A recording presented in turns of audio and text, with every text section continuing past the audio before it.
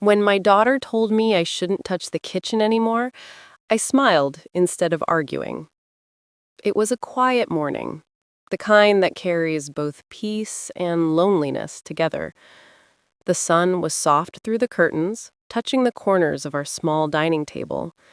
I had just finished making tea the way I always did. A little too sweet, maybe, but that's how my late husband liked it. I never changed the recipe. Old habits. They stay, even when the people don't. My daughter, Anaya, walked in with her phone in one hand and a coffee cup in the other. She was busy, always busy. Meetings, calls, emails, things I didn't quite understand but pretended to. She had worked hard for her career, and I was proud of her. But lately, there was something different about her. Her voice had changed. Not angry, just colder. More like a boss talking to her employee than a daughter talking to her mother. That morning, she looked at me and said, "Ma, please don't cook anymore. I'll handle the kitchen from now on." Her tone wasn't harsh, but it wasn't kind either. It was final, like a rule. I froze for a second. My hands still smelled of turmeric and flour. I had spent my whole life in this kitchen, feeding her father, keeping this house warm. And now, suddenly, I wasn't supposed to touch it. But instead of arguing, I smiled. A small, quiet smile. The kind that hides more than it shows. "Of course, Beta," I said softly. "You do what's best." Inside, though, something shifted. It wasn't anger. It was emptiness.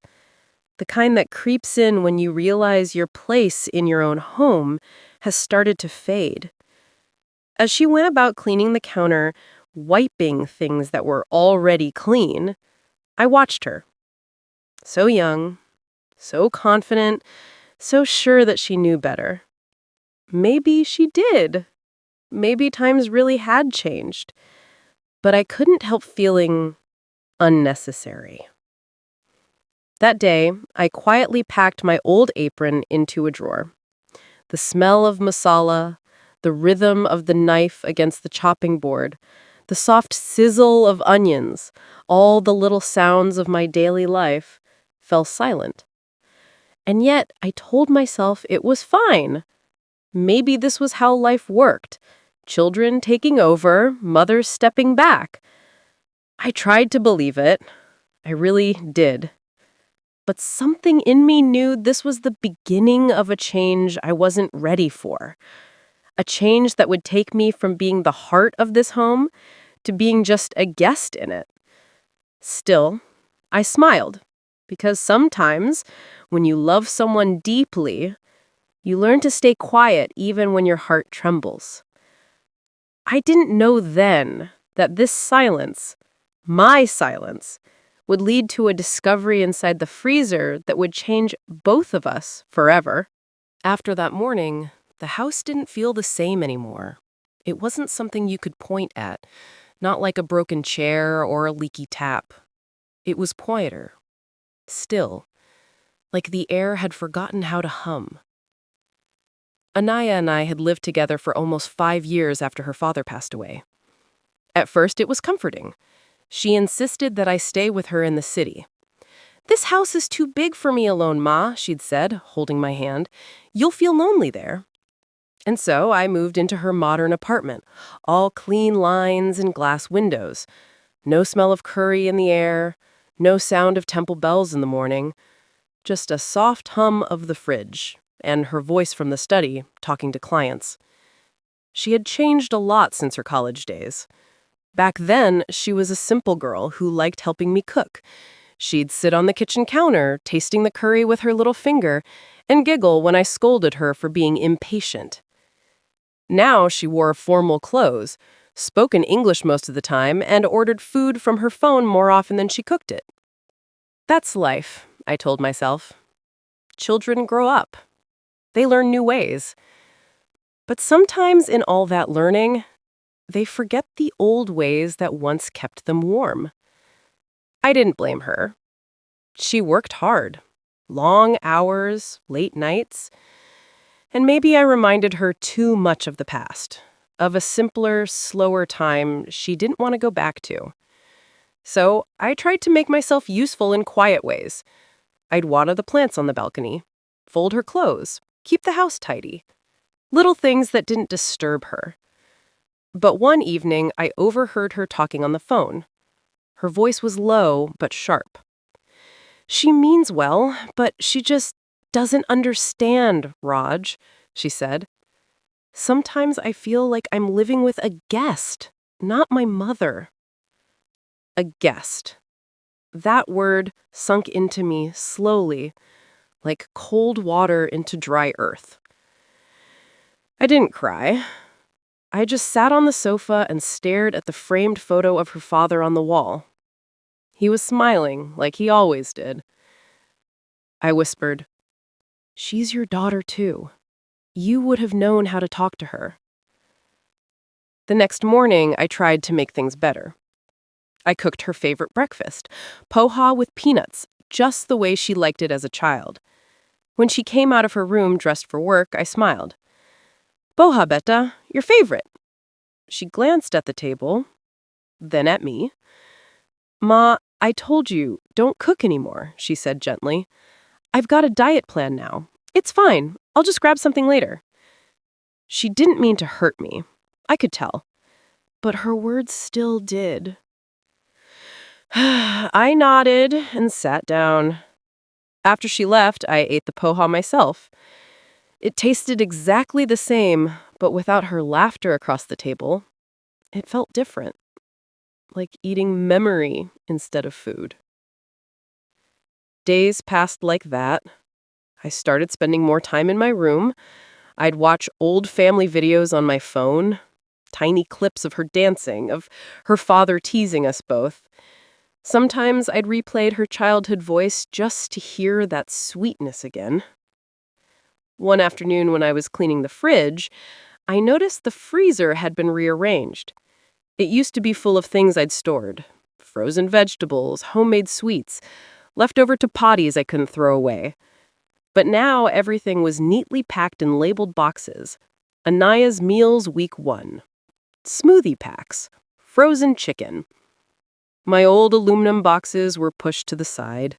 Still there, but forgotten. I smiled. I told myself it didn't matter. But my hands lingered on that one old box. A small one wrapped in a plastic bag. I hadn't opened it in years. Inside, it was something I had kept since the day my husband died. A piece of his favorite dessert, gulab jamun, frozen on the last day of his life. He had said, "Keep one for tomorrow," with his usual grin. And I had. But tomorrow never came for him. I couldn't eat it, couldn't throw it away either, so I froze it. A small, sweet memory trapped in ice. I looked at it now and whispered, "Still here." Then I put it back behind her meal boxes. That little thing, that hidden sweetness, was my secret comfort. No one knew, not even Anaya. Weeks turned into months. Her work got busier. I rarely saw her at dinner. When we did talk, our words were polite, short. "How was your day?" "Good, Ma. You?" "Fine." Sometimes silence can be louder than shouting. One night, while I was sitting in the living room, she came home with her friend Raj, the same one she'd been talking to on the phone. They were laughing. She looked happy, glowing. I was glad to see that, but a little invisible too. She introduced me politely, almost formally. "Raj, this is my mother." Not Ma, not Ma, just my mother. We had tea together. Raj was kind, respectful. He called me Auntie. But when they went to the kitchen to heat their food, I heard her tell him softly, "I've told her not to touch the freezer or stove anymore. She forgets things sometimes." Forgets things? I wanted to speak, to tell her that my memory was still sharp, that I still remembered every detail of her childhood, every story, every face. But I stayed quiet. Sometimes silence protects you from saying something you'll regret. After that night, I began keeping a small diary.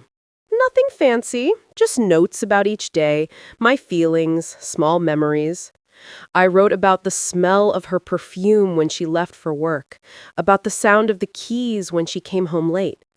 And sometimes I wrote about the freezer, about how it hummed softly at night like it was guarding something precious, something only I knew about.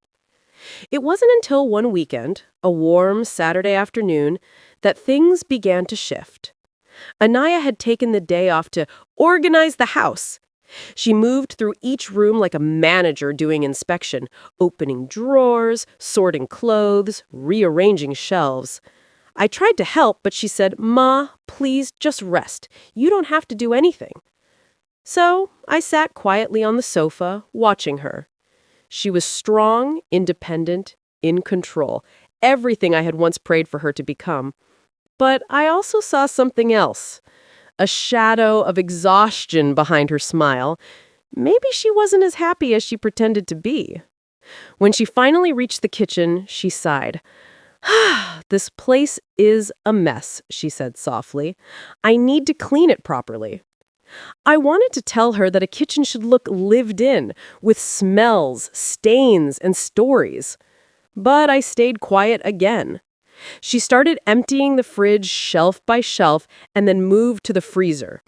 That's when my heart began to beat faster, because I knew what was inside. That small, forgotten box. The one thing in this house that still belonged entirely to me. I watched her pull out one box after another, frozen peas, chicken, ice cubes. Then her hand reached the back corner. She frowned.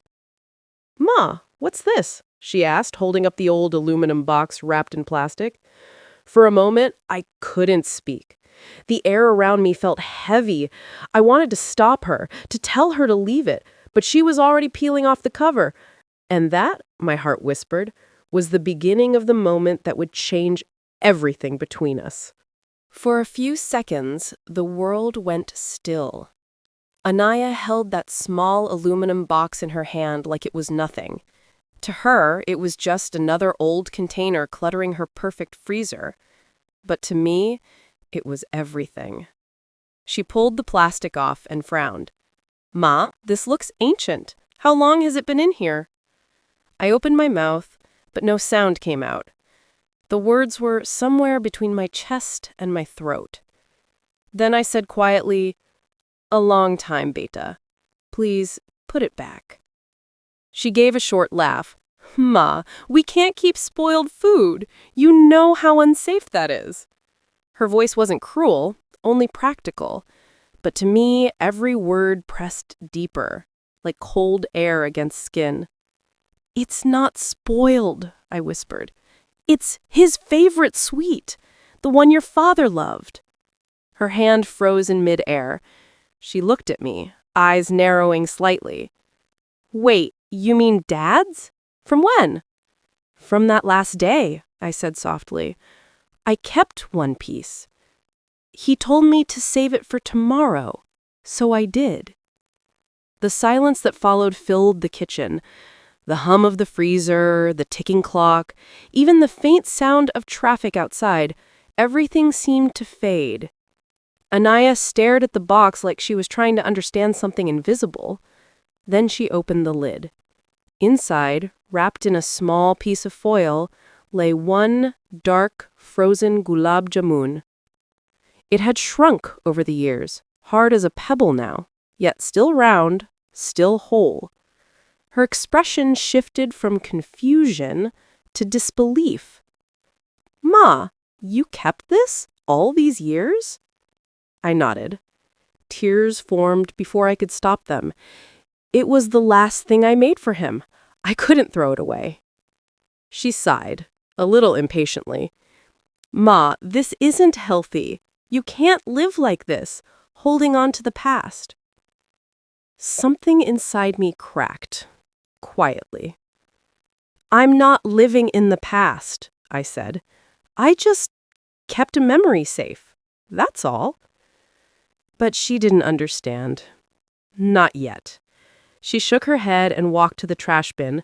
My heart lurched. Anaya, don't, I said, my voice trembling. I almost never raised my voice. Please, I said again, put it back. Ma, it's just food. Old food. You can't. It's not just food, I said sharply, then stopped myself. The sudden sound startled both of us. Her face softened a little, but her words stayed firm. Ma, you have to let go. Keeping things like this, it's not normal. Normal. That word echoed in my head. Maybe she was right. Maybe keeping a dessert for years was strange. But love makes strange things normal. I turned away, wiping my eyes. You think I don't know what's normal? I said quietly. Every morning I wake up and make tea for two, then remember there's only one cup now. I know exactly what normal feels like. For the first time in months, she had no reply. She walked to the sink and placed the box on the counter. Then she leaned against it, looking at me, really looking, as if seeing me after a long time. Ma, she said slowly, I didn't mean to hurt you. I worry. You hold on to everything, even me. I smiled sadly. Is that such a bad thing? She exhaled. No, it's not bad, but I feel trapped sometimes. You do everything for me. You wait up when I'm late. You ask too many questions. It makes me feel like a child again. Her words were honest, not cruel, just tired. I nodded. That's because, in my eyes, you're still my little girl, the one who used to ask me to braid her hair. She looked down. I'm not that little girl anymore, Ma. I know, I said softly, but sometimes my heart forgets. There was a pause. She took the box again, closed the lid, and said, I'll keep it aside for now, okay? I won't throw it. I nodded gratefully. That small act felt like mercy. But something had changed between us that evening. A wall, invisible yet heavy, stood in the kitchen. Every word after that felt cautious. Later that night, when she went to bed, I couldn't sleep. I sat at the dining table, the faint light of the street lamp falling through the window. The house felt too clean, too organized, like it had erased all traces of living. I thought about my husband. He would have known what to say to her. He had a way of turning hard words soft. I whispered, You'd be proud of her, you know. She's strong. Maybe too strong. The next few days were quiet again. She went to work, came back late, barely spoke. But I noticed her watching me sometimes, when she thought I wasn't looking. Something in her eyes had changed.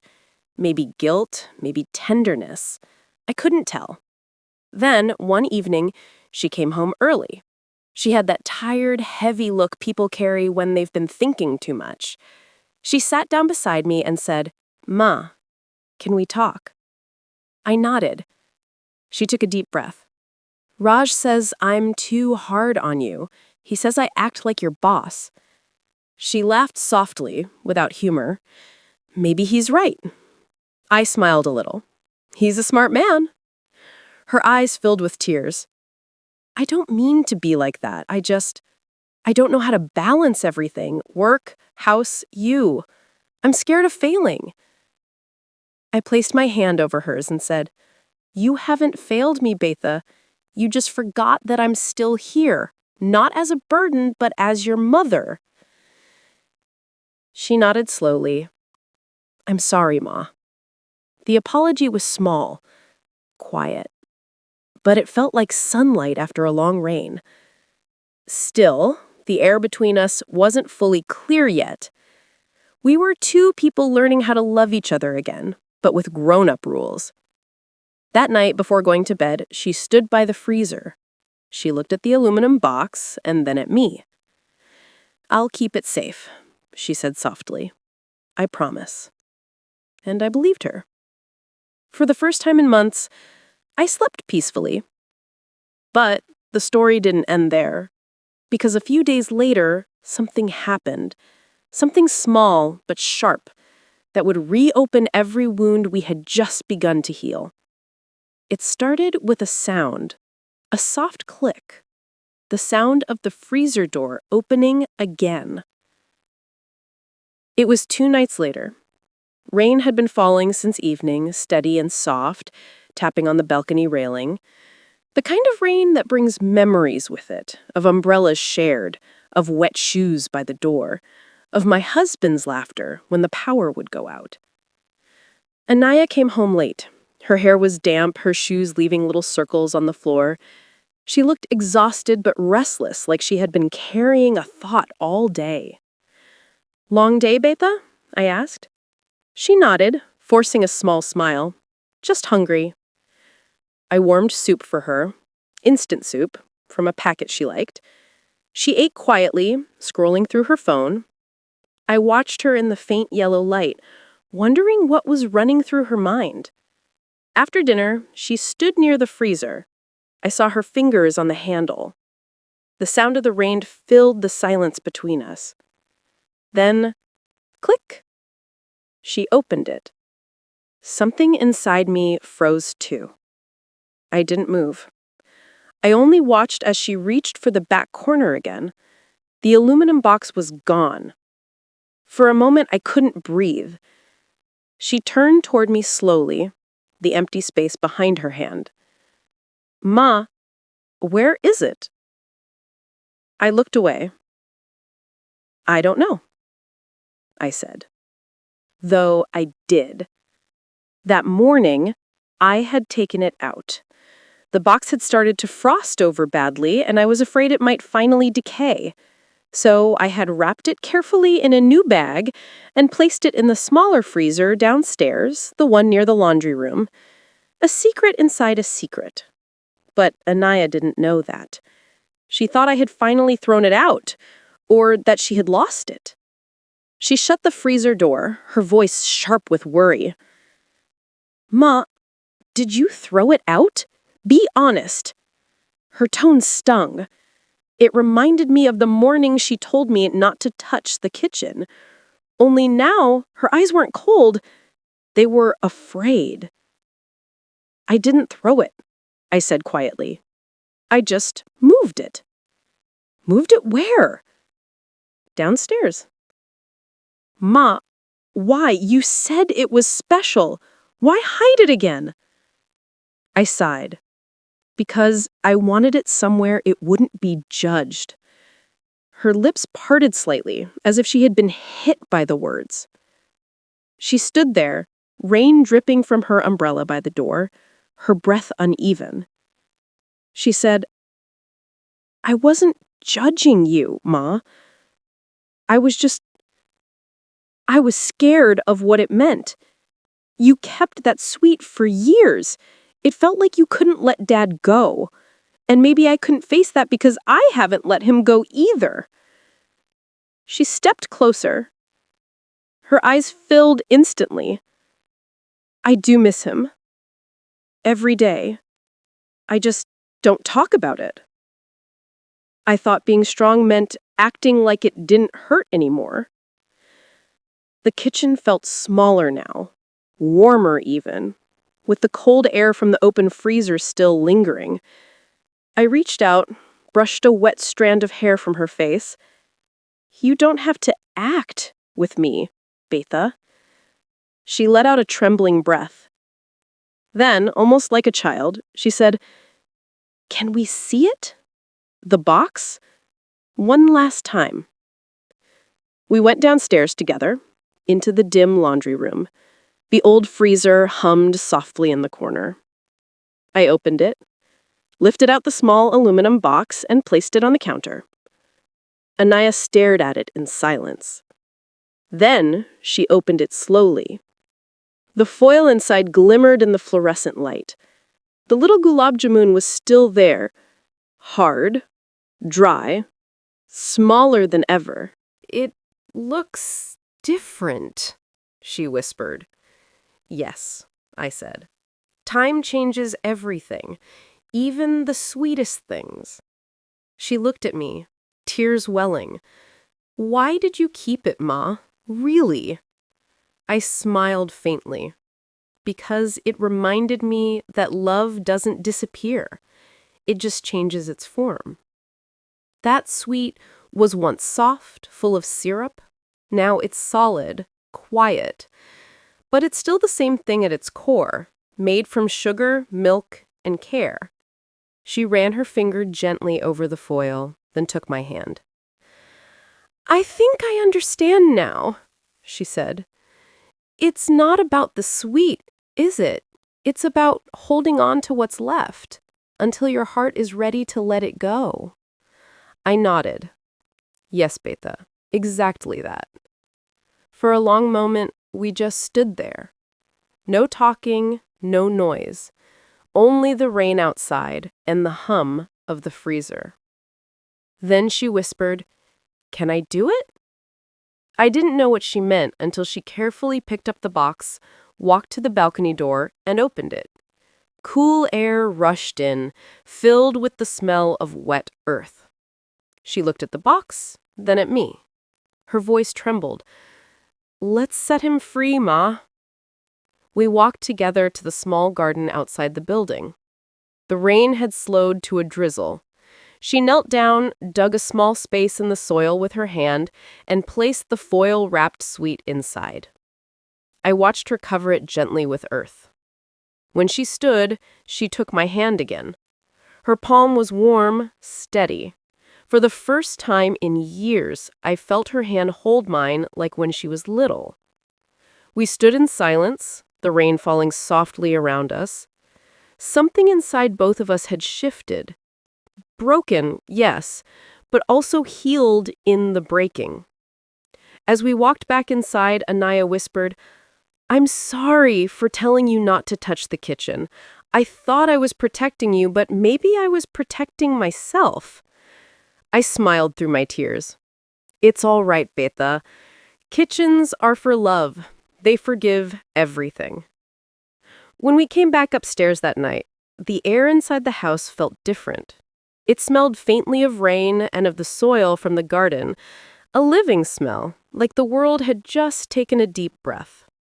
Anaya hung her wet shawl near the balcony, and then stood very still. "I don't think I've cried like that in years," she said. I touched her cheek with my thumb. Sometimes tears clean what words cannot. She smiled, a small, real smile. Then she looked toward the kitchen.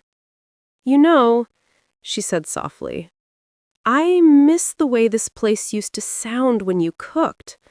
I turned my head. The counters gleamed under the yellow light, neat and cold. "Maybe it's time we make some noise again," I said.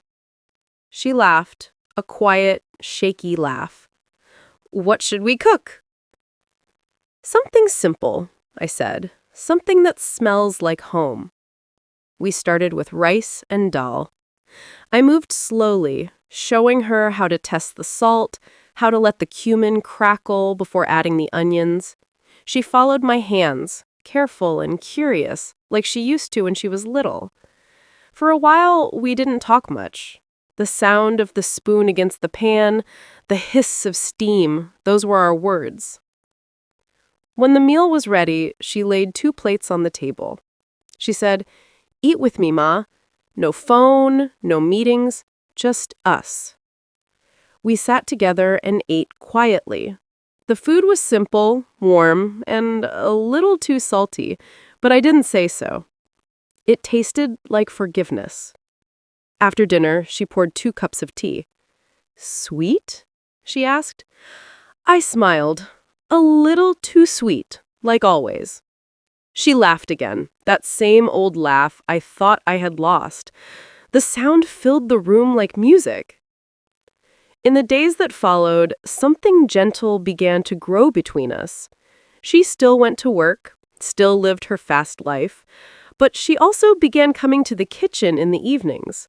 Sometimes she chopped vegetables beside me, sometimes we just talked. She asked questions, small ones at first. "Ma, how did you and Dad meet? Did you ever want to travel?" I told her stories I hadn't told in years. She listened, really listened. One Sunday morning, she brought home fresh flowers. "For the dining table," she said. "Dad used to like marigolds, right?" I nodded. Yes, he said they looked like tiny suns. We arranged them together. The bright orange petals glowed against the white tablecloth. For a moment, the house felt full again. A week later, I found a small note on the fridge door. It said, "Ma, dinner's in the freezer. Made by me this time. Love you." I opened the freezer and saw neatly packed containers labeled "For Ma." Inside, one was her version of gulab jamun, fresh, soft, and warm even through the cold plastic. On top, she had written, "For tomorrow." My eyes filled before I even tasted it. The sweetness melted on my tongue, rich and familiar. It didn't erase the past, but it softened it, the way sugar softens bitterness. That night, I went to her room. She was reading in bed. "Thank you for the dessert," I said. She looked up and smiled. "Did you like it?" "I loved it," I said. "Your father would have too." She reached for my hand. "Ma, can I tell you something?" "Of course." "I used to think you were stuck in the past, but now I see you were keeping it safe until I was ready to remember." Her words were soft, but they landed deep. I didn't need to say anything. Sometimes silence itself becomes a prayer. The next morning, sunlight filled the kitchen. Steam rose from the tea, the radio hummed softly, and Anaya armed along while buttering toast. It was ordinary, and yet, to me, it felt like grace. I realized then that healing doesn't arrive all at once. It comes slowly, like the warmth of the stove after you light it, spreading quietly until the whole room begins to glow. I still keep an aluminum box in the freezer. It's empty now, but I can't throw it away. It reminds me of the lesson hidden in that long, frozen story. That love doesn't live in what we store or what we lose. It lives in what we share, again and again. Morning light came through the curtains like a soft blessing. I could hear the city waking up. The hum of traffic, a vendor calling from the street below, the sound of Anaya moving around in her room. I stood by the kitchen window with my cup of tea. The steam curled upward just like it used to in the old house, and for the first time in a long time, I didn't feel like a guest here. I felt like home had quietly returned to me. Anaya walked in, still half sleepy, her hair loose, no phone in her hand. "Good morning, Ma." "Good morning, Betha." She came beside me and looked out the window. "It smells like rain again." "Yes," I smiled. "Maybe your father's sending us another reminder to slow down." She laughed softly. "He always did that, didn't he?"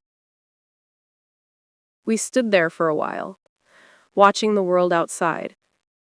There were no big speeches, no grand promises, just quiet understanding, the kind that happens when two hearts finally find their way back to each other. That evening, we cooked together again. Simple food, nothing fancy. Lentils, rice, and a few fresh gulab jamuns. This time, we made just enough for the day. No saving for tomorrow, no freezing the past. When we sat down to eat, Anaya reached across the table and said, "Ma, thank you for waiting for me to understand." I took her hand in mine and said, "I'll always wait for you, Beta. That's what mothers do." We ate slowly, letting the quiet fill the space between each bite. I thought about all the years that had slipped away between us, the silence, the misunderstandings, the small hurts that had piled up like frost inside the freezer. And I thought about how sometimes it only takes one act of kindness to melt them all. After dinner, I stepped out to the balcony. The air was cool, the garden below still damp from last night's rain. I looked towards the spot where we had buried the little foil-wrapped sweet. The soil was dark and alive, tiny green shoots pushing through it. I whispered, "He's still here." Not as a memory locked away, but as something growing quietly beneath the earth. Something that had given both of us a reason to open our hearts again. Later, before bed, I sat at my writing desk. I opened my old diary, the one filled with all the days I had written about the freezer, the loneliness, the little joys I had safe from forgetting. On the last page I wrote, "Love doesn't freeze. It waits. And when the time is right, it melts its way back into your life, soft and warm again." I closed the diary and placed it inside the drawer. Then I turned off the light. The house hummed quietly, the sound of the refrigerator, the distant music of rain beginning again. And in that sound, I felt peace. Sometimes the people we love forget how to see us. They grow, they change, and we stand quietly in the background, afraid to lose our place. But love, true love, never disappears. It might hide under layers of ice, waiting for the right moment to be found again. When my daughter told me I shouldn't touch the kitchen anymore, I smiled instead of arguing. I thought that was the end of something, but now I know it was just the beginning of learning how to love each other differently. Because homes aren't built from walls or furniture. They're built from forgiveness, from shared meals, from the gentle courage to start over. And sometimes, all it takes to bring warmth back into a cold house is the simple act of opening the freezer and remembering what was kept safe inside.